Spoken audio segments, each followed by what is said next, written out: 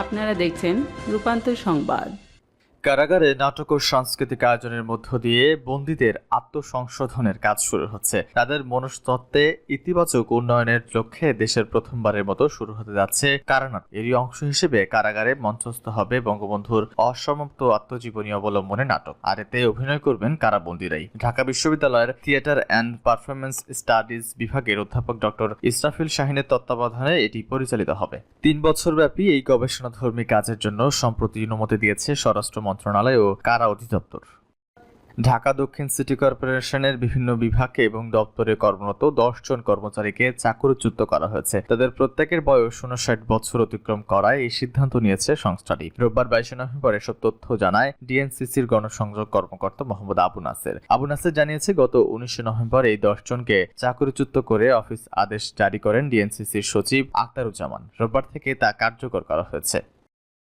বৈদ্যুতিক ট্রান্সফরমার বিস্ফোরণে রাজধানীর বনানী আনসার ক্যাম্প সংলগ্ন টিএনটি কলোনিতে অগ্নিকাণ্ড ঘটেছে বলে দাবি করছে এলাকাবাসী। রোববার ২২ নভেম্বর বিকেল ৩টায় আগুনের সূত্রপাত হয় বলে জানিয়েছে fire service and civil defence অধিদপ্তরের কন্ট্রোল রুমের ডিউটি অফিসার এরশাদ হোসেন। এরশাদ বলেন, খবর পেয়ে আগুন নিয়ন্ত্রণে ফায়ার সার্ভিসের ৮টি ইউনিট কাজ করে। পরে বিকেল ৪টা ৫ মিনিটে আগুন নিয়ন্ত্রণে আসে। এখন পর্যন্ত আগুন লাগার কারণ এবং ক্ষয়ক্ষতির পরিমাণ জানা যায়নি। দুর্ঘটনায় ডুবে যাওয়া জাহাজ উদ্ধারের নামে তেল খরচের ভুয়া বিল ও ভাউচার দেখিয়ে সরকারি টাকা আত্মসাতের অভিযোগ উঠেছে বাংলাদেশ অভ্যন্তরীণ নৌ পরিবহন কর্তৃপক্ষ BIWT এর বিরুদ্ধে। অভিযোগের ভিত্তিতে রোববার সংস্থার নারায়ণগঞ্জ কার্যালয়ে অভিযান চালিয়েছে দুর্নীতি দমন কমিশনের দুদক এর এনফোর্সমেন্ট ইউনিট। অভিযানে ভুয়া বিল ভাউচারের অর্থ আত্মসাতের প্রমাণও পেয়েছে দুদক। রোববার সকাল 10টা থেকে বিকেল 4টা পর্যন্ত বিভিন্ন সময়ে এসব অভিযান চালানো হয় বলে জানিয়েছে দুদকের পরিচালক প্রণব কুমার ভট্টাচার্য। সম্মিলিত জেলা কার্যালয়ে ঢাকা ২ এর সহকারী পরিচালক মোহাম্মদ জাহাঙ্গীর আলমের নেতৃত্বে এই অভিযান পরিচালনা করা হয়। নতুন বছরের শুরুতে দুবাই, আবুধাবি, শ্রীলঙ্কা ও মালদ্বীপ রুটে ফ্লাইট পরিচালনা শুরু করবে ইউএস বাংলা এয়ারলাইন্স। এছাড়া জুলাই নিয়ে ইন্দোনেশিয়া সহ কয়েকটি দেশে ফ্লাইট পরিচালনা পরিকল্পনা করছে সংস্থাটি। রোববার ২২ নভেম্বর পর্যটন নগরী কক্সবাজারে আয়োজিত এক সংবাদ সম্মেলনে এসব তথ্য জানায় ইউএস বাংলা এয়ারলাইন্সের প্রধান নির্বাহী কর্মকর্তা ক্যাপ্টেন শিকদার মেজবাউদ্দিন আহমেদ।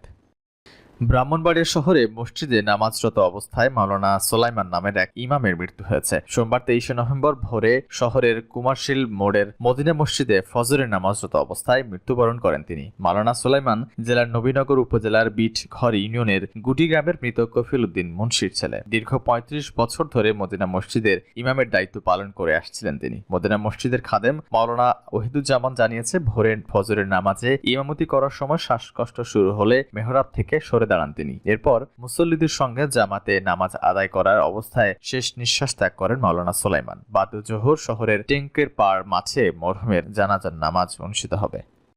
লালমনিরহাটে ৫ গ্রাম উপজেলার বুড়িমারির স্থলবন্দরে শহীদুল নবী জুয়েল নামের এক ব্যক্তিকে পিটিয়ে হত্যার পর লাশ পোড়ানোর ঘটনায় পৃথক ৩টি মামলায় আরও ২ জনকে গ্রেপ্তার করা হয়েছে। এ নিয়ে ওই ঘটনায় মোট ৩৮ জনকে গ্রেপ্তার করা হলো। রোববার ২২ নভেম্বর রাতে আব্দুর রাজ্জাক বাবলা ও GM মানিক নামে ২ জনকে গ্রেপ্তার করেছে পুলিশ। সোমবার ২৩ নভেম্বর সকাল 10টায় লালমনিরহাট জেলা ডিবি পুলিশের ভারপ্রাপ্ত কর্মকর্তা ওসি ওমর ফারুক বিষয়টি নিশ্চিত করে বলেন, আজ দুপুরে তাদের আদালতে হাজির করা হবে। মৌলভীবাজার জেলা পুলিশের কাজে স্বচ্ছতা এবং সেবা নিশ্চিতের লক্ষ্যে পুলিশের সেবাদানের সব স্থাপনাকে আইপি ক্যামেরার আওতায় নিয়ে আসা হয়েছে। রোববার আইজিপি ডক্টর বেনজির আহমেদ মৌলভীবাজার পুলিশের এই ডিজিটাল আই উদ্বোধন করেন। মৌলভীবাজারে পুলিশ সুপার ফারুক আহমেদ জানিয়েছে, জেলা পুলিশকে আরও গতিশীল ও দুর্নীতিমুক্ত রাখতে ইতিমধ্যে বিভিন্ন কর্মসূচি গ্রহণ করা হয়েছে। এরই ধারাবাহিকতায় জেলা পুলিশের সকল থানা ও বিভিন্ন স্থাপনায় আইপি ক্যামেরা সংযোগ করা হয়েছে, যার মাধ্যমে স্বচ্ছ, দুর্নীতিমুক্ত ও জবাবদিহিমূলক পুলিশিং নিশ্চিত করার পাশাপাশি সেবার মান আরও উন্নত ও গতিশীল হবে বলে আশা প্রকাশ করেন তিনি। নরসিংদীর গাবতলী উত্তরপাড়া থেকে অননুমোদিত কারখানা গবাদি পশু ও পাখির নকল অ্যান্টিবায়োটিক ঔষধ তৈরি ও বাজারজাত করার অভিযোগে ৩ জনকে আটক করেছে র্যাব। গত শনিবার ২১ নভেম্বর সন্ধ্যা ৬:৩০টার দিকে জেলার নরসিংদী সদর থানাধীন গাবতলী উত্তরপাড়া সংলগ্ন আকরাম হোসেনের বাড়ির ভেতর থেকে নেটার এগ্রো অ্যান্ড অ্যাকোয়া ফ্যাক্টরিতে এই অভিযান চালানো হয় এবং অমরত্ব লাভের আশায় গলায় দড়ি দিয়ে আত্মহত্যা করেছে স্বঘোষিত এক ধর্মগুরু ও তার 2 শিষ্য। দুঃখজনক এই ঘটনাটি ঘটেছে ভারতের পশ্চিমবঙ্গ রাজ্যের মহারাষ্ট্রের থানে জেলার শাহাপুর থানা এলাকায়। তাদের আত্মহত্যার খবর জানাজানি হওয়ার পরপরই উত্তেজনা ছড়িয়েছে ওই এলাকার বাসিন্দাদের মধ্যে। স্থানীয় সূত্রে জানা গেছে, দেশটির গণমাধ্যমগুলোর প্রতিবেদনে উঠে এসেছে গত কয়েক মাস ধরেই মহারাষ্ট্রের থানে জেলার শাহপুরের বাসিন্দা ৩৫ বছর বয়সী নিতিন বেহেরা নিজেকে একজন তান্ত্রিক তথা ধর্মগুরু বলে দাবি করছিলেন। এর মধ্যে কয়েকজন সঙ্গী জুটিয়ে বিভিন্ন ধর্মীয় কার্যকলাপ করেছেন তিনি।